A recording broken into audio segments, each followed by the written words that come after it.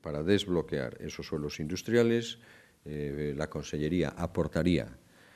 sin estar obligado a hacerlo en este momento por convenios ni por cargas de urbanización, el coste de la tercera parte de la rotonda, que asciende pues eso, a 4 millones, creo que son la cifra 4.200.000 euros. Por lo tanto, eso significaría que si las demás administraciones, Fomento en este caso, y los propietarios están de acuerdo, significaría el inicio del desbloqueo de esos suelos industriales que llevan pues un montón de años paralizados. Por lo tanto, es una aportación más que la Consellería hace a la Ciudad de Santiago y es una aportación más que la Consellería hace para el desarrollo de los suelos industriales, el SUN 37.3 y el SUN 38.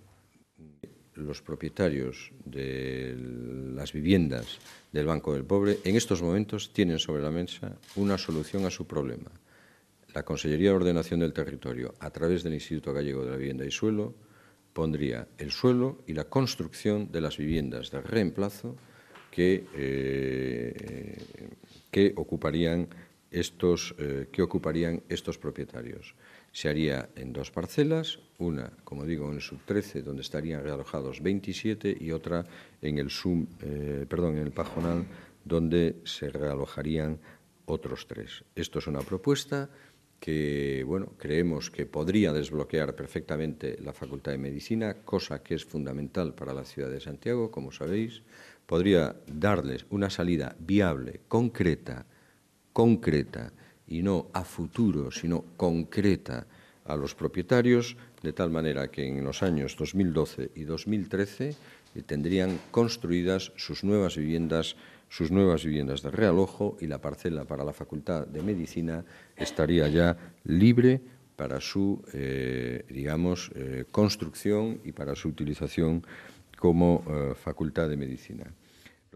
El Consello de la Xunta, el próximo jueves, a celebrar el próximo jueves, aprobará 3 áreas de rehabilitación integral en Santiago de Compostela: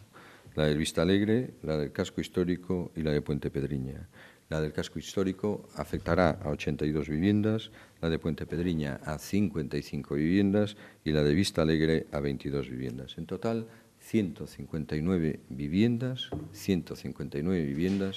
que en Santiago de Compostela, a través de la Consellería de Ordenación del Territorio, conjuntamente en este caso con el Ministerio de Fomento, van a ser rehabilitadas y van a ser puestas en valor